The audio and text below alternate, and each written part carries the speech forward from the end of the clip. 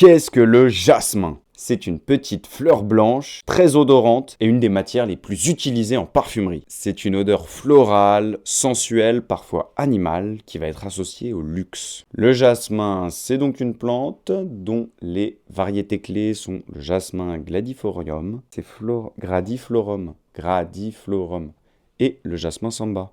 Il est principalement cultivé en Inde et en Égypte. Et également, on a des pousses à Grasse, qui est la capitale du parfum. Le jasmin, il a des spécificités, surtout au niveau de la récolte. C'est une fleur qui va être très fragile et qu'il va falloir récolter avant le lever du soleil, avant que le soleil commence à chauffer. Le rendement est très faible et avec des kilos de fleurs, on fait quelques grammes d'absolu de jasmin, ce qui en fait une matière très chère. Le jasmin, il est utilisé depuis l'Antiquité dans de nombreuses régions du globe, comme par exemple en Inde, en Égypte, au Moyen-Orient, et il a été introduit en Europe vers le Moyen-Âge pour la parfumerie. C'est donc une matière première qui est vraiment utilisée depuis toujours en parfumerie et dont on a su travailler et extraire tout le potentiel. Chimiquement parlant, il faut parler d'absolu jasmin. Il y a deux molécules clés, là je vais devoir les lire. On parle de benzylacétate, qui a un rendu fruité floral, et d'indole, qui là va être une note plus animale et plus sensuelle. C'est une matière qu'aujourd'hui on va être capable de synthétiser, ce qui va permettre de réduire les coûts, de stabiliser l'odeur et d'éviter les problèmes d'approvisionnement. En termes d'effet olfactif, le jasmin c'est sensuel, c'est enveloppant et c'est assez charismatique. Et on va lui prêter des vertus relaxantes, anti-stress et aphrodisiaques. Le jasmin, il a très souvent comme effet d'apporter vraiment du corps et du contenu dans un parfum. Mais le jasmin a son lot de controverses, notamment ce qu'on va appeler le scandale du jasmin.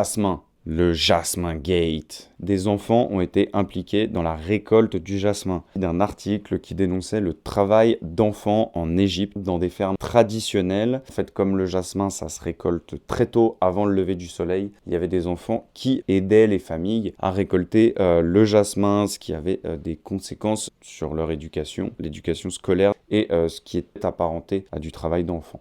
Et comme c'est une matière très rare et très demandée, il faut être très méfiant sur la provenance du jasmin.